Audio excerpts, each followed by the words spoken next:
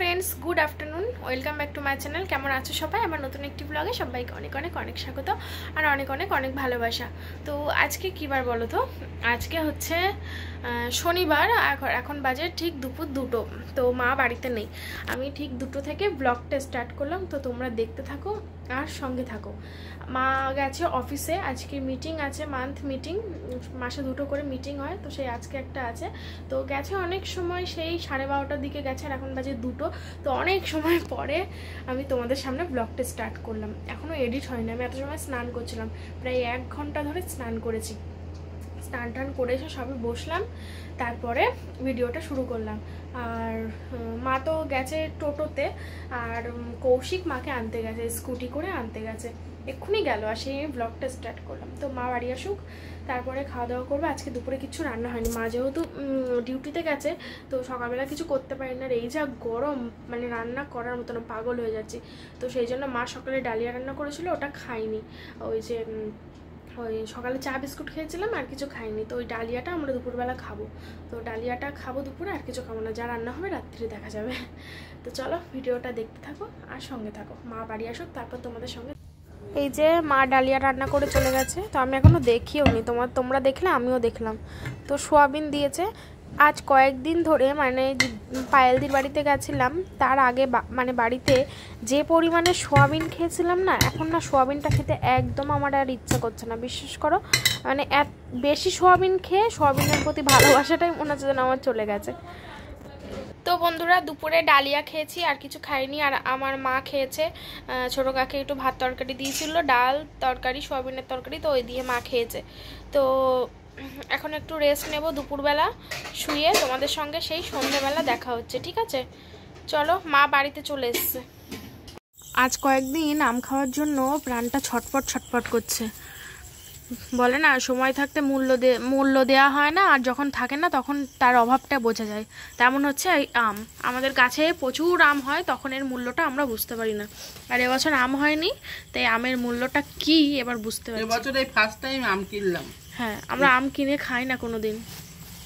মানুষকে কত দিয়েও আমাদের পচে গলে সব বের হয়েছে তো খাওয়ার অভাবে। এই আম কটা 90 টাকা। ইয়েস দেখো ভাবো তাহলে এই 4টে আম 90 টাকা। মিষ্টি হবে তো? মিষ্টি হয় হোক না হোক আমি এক্ষুনি কাটবো আর এক্ষুনি খাবো। আমার যে এত আম তেষ্টা পেয়েছে কি বলবো।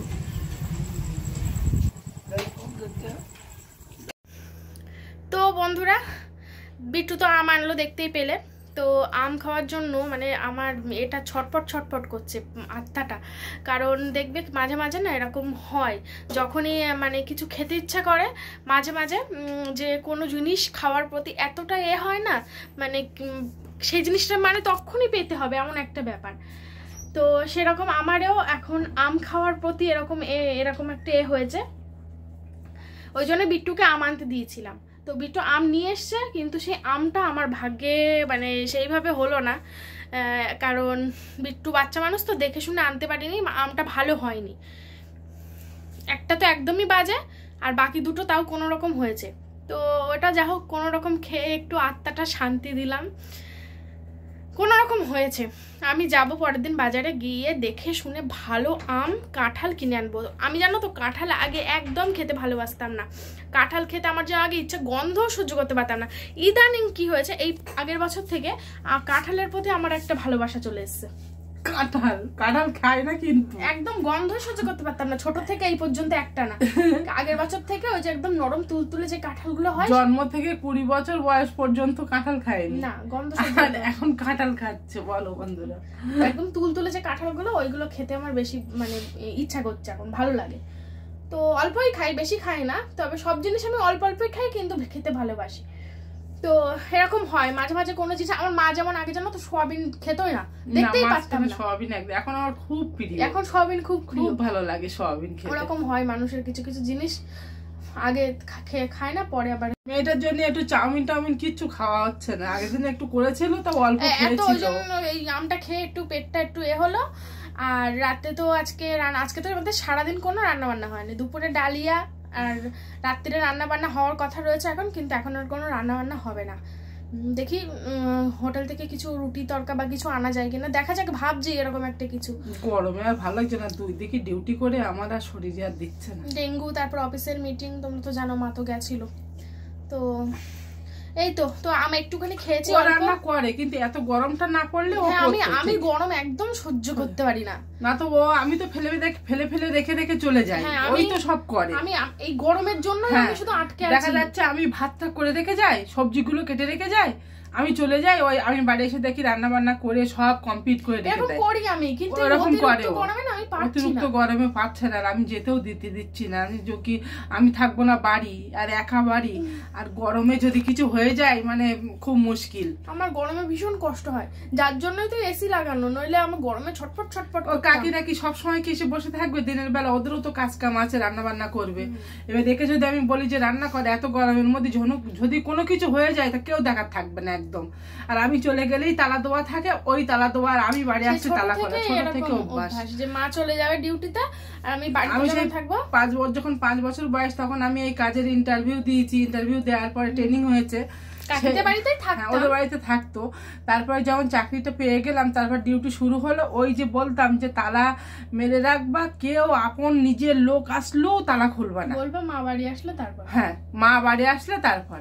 তা কোনোদিনও তালা খুলতো না, সেই অভ্যাস এখনো আছে। ওই বারান্দায় রান্না করছে কিন্তু তালা দেয়া। এইবার যদি কোনো কিছু একটা হয়ে যায় গরমে রান্না করতে দিয়ে, তাহলে আমি থাকবো বাইরে, তখন মুশকিল হয়ে যাবে। আমি ওই জন্য রান্না করতে দিচ্ছি না। আমি রান্না বান্না করতে খুবই ভালোবাসি, গরমটা কমুক, ও রান্না বান্না আমার মা রান্না করতে অত ভালোবাসে না, আমি রান্না করতে মানে চিরকালই রান্না করতে পছন্দ করি, কিন্তু আমি রান্না করতে সত্যিই খুব ভালোবাসি। আবার যখন মন লেগে যায় তা একবার 3, 4, 5 ভাগের করে ফেলে দিই। আমি শুধু এই গরমের জন্য করতে পারছি না। গরমটা কমলে ও রান্না করবে, কেন এরপরে আমার যে অতিরিক্ত ডিউটি, আমি তো পেরে উঠবো না, রান্না ওরই করতে হবে সব। একটু গরমটা কমুক। তো চলো রাত্রে কি খাই না খাই দেখি, তারপর তোমাদের সামনে কথাবার্তা হচ্ছে যে মানে কি।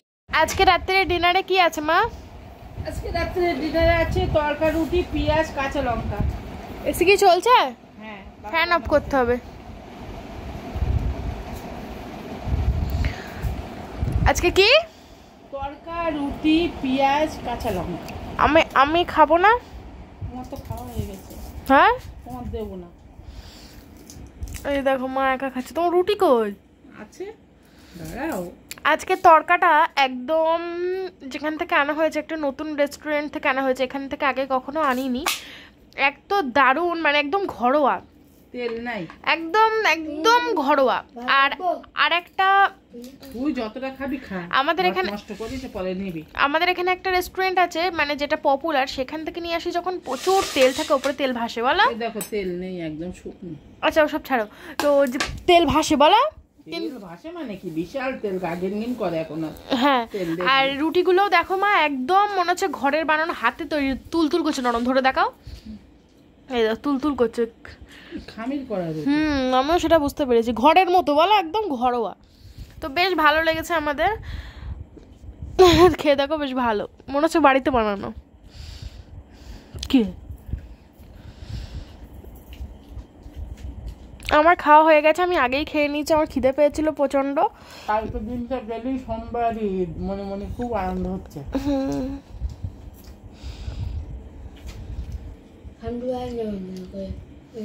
মুখ দেখাচ্ছি, কি বলবি, কি বলছিস? সান্ডুদা নমন্দনগরে কে শান্তুদা? কে? ওর মাস্টার, টিউশন মাস্টার। আমার খাওয়া দাওয়া আগেই হয়ে গেছে, তোমাদের সঙ্গে কিছু দেখানো হয়নি।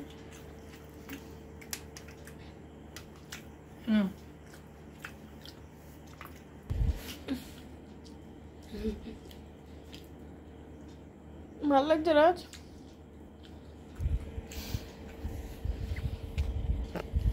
ভালো লাগছে মা?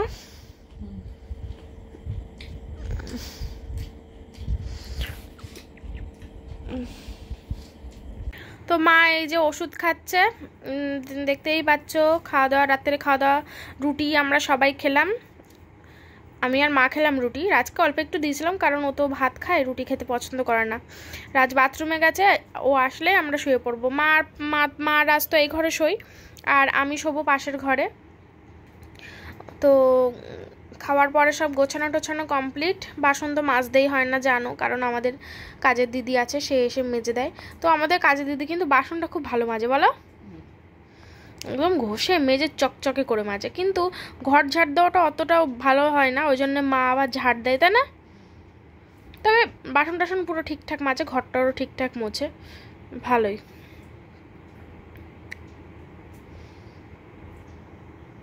ঠান্ডা ভালো। একদম শান্ত ভদ্র। ওসব অন্যান্য যেসব কাজের লোক হয় ক্যাক ক্যাক করে, খ্যাট খ্যাট করে, ওরকম একদমই না, বলো?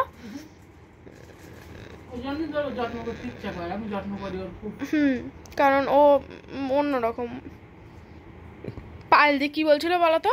পায়েলদির বাড়িতে একটা কাজের লোক গেছিল, তো পায়েলদির বাড়িতেও একটা কাজের লোক কাজ করতো। তার 10-12 দিন কাজ করেছে, তারপরে 1 মাসের মাইনে দিয়ে ছাড়িয়ে দিয়েছে। মুখরা না, সে এসে অন্য বাড়ির কথা আলোচনা করে, মানে উল্টো, মানে এ বাড়ির কথা ও বাড়ি, ও বাড়ির কথা ও বাড়ি, এরকম টাইপের। না আমাদের অপর্ণা ওরকম না। অনেকে অনেক বাড়ি কাজ করে, 2খানা বিস্কুট দেয়, 1 কাপ চা দেয়। কিন্তু আমি সত্যি কথা বলতে যে খাইয়ে বলছি তা না, ওর ব্যবহারের জন্য আমি আমরা এক টেবিলে বসে এক সঙ্গেই খাই। ব্যবহারের জন্য আমি ওর বেশি বেশি করে সবজি নিয়ে দেই, যেন পেটটা ভর্তি হয়ে যায়। ও বলে তো দিদি তোমার এখান থেকে যা এই চা বিস্কুট বেশি বেশি খেয়ে যায়, আমি আর ভাত খাই না, সেই একেবারে দুপুরবেলা খাই। হ্যাঁ, ওই রুটি ফুটি দাও না, অনেক মুড়ি দেই, চানাচুর দেই, 2টোর জায়গায় 4টে 5টা পর্যন্ত বিস্কুট দেই আমি ওর। না এমনি খুব ভালো। 2-3 রকম বিস্কুট থাকে, যে ওর একরকম দিলাম তা দেয় না। হ্যাঁ জানি তো, খুবই ভালো, এমনি শান্ত প্রকৃতির, খুব শান্ত মেয়ে, আমার পছন্দ হয় খুব। তুমি আমার মা আর দিদি তো সকালে উঠে একসাথেই চা খায়, আমি তো উঠি না তখন। কাজ কাম করে একটু বসে তারপর আমি আর একটু গল্প করি, তখন না কি রান্না করবা, কি রান্না হয়েছে এইসব গল্প করি। করার পরে তো আবার যাওয়ার সময় বলে যাও দিদি যাচ্ছি, কতবার বলে আমি হ্যাঁ যাও। যাওয়ার সময় বলে দিয়েছি যে তুমি সকাল সকাল এসে, ঈদের দিন সকাল সকাল এসে এখানে সিমুই লাচ্ছা যা রান্না হবে তাই খেয়েও, বাড়ি নিয়ে যেও। হ্যাঁ, মেয়েটারও আনতে বলেছি, দীপিকারও আনতে বলেছি, যে তুমি এসো কোনি ওকে নিয়ে। দীপিকা আসতো মাঝে মাঝে, তোমাদের আর দেখানো হয়নি। তো চলো আজকে ভিডিও এখানে শেষ করছি। সবাই খুব ভালো থেকো, সুস্থ থেকো। সে রাজ কই? অপর্ণা আমার বাড়ির থেকে যাবে না, দীপিকার নিয়ে অশান্তি হয়েছিল তো। দীপিকার নিয়ে কোনো অশান্তি হয়নি। দীপিকার নিয়ে কি হয়েছিল বলো তো ব্যাপারটা? ওর বাবা নিয়ে গেছিল, তারপরে ওর বাবা কদিন পরে আবার বলেছিল যে দীপিকা তোমাদের বাড়িতে আবার থাকবে, কিন্তু হ্যাঁ এবার আমি একটু ওর সেই আগের থেকে কাজ ছাড়িয়ে দিয়েছিলাম, ওর কাজ ছাড়িয়ে দিয়েছিলাম। দেওয়ার পরে এবারে মারিয়ার পাপা বাড়ি এসে আমার পাপা আবার নিজে গেছিল, গিয়ে বললো যে কি হয়েছে না হয়েছে আমি ওসব দেখবো না, তুমি কি কাজ করবা? এক চান্স বলছে হ্যাঁ আমি তো কাজ করতে চাই, মানে আমার কাছে ও কাজ করতে চাই। তো আবার সেই থেকে ওই কিছু, তারপর তো ঈদের থেকেই ও আসে, ও আমার কাছ থেকে কোথাও যাবে না। ও বলেছে দিদি আমি এক জায়গায় কাজ করি তোমার এখানে, আর এখান ছাড়া আমি আর কোথাও যাবো না। আমার তো আজকে ভিডিও এখানে শেষ করছি। সবাই খুব ভালো থেকো, সুস্থ থেকো, দেখা হবে পরের ভিডিওতে। ততক্ষণের জন্য সবাইকে টাটা।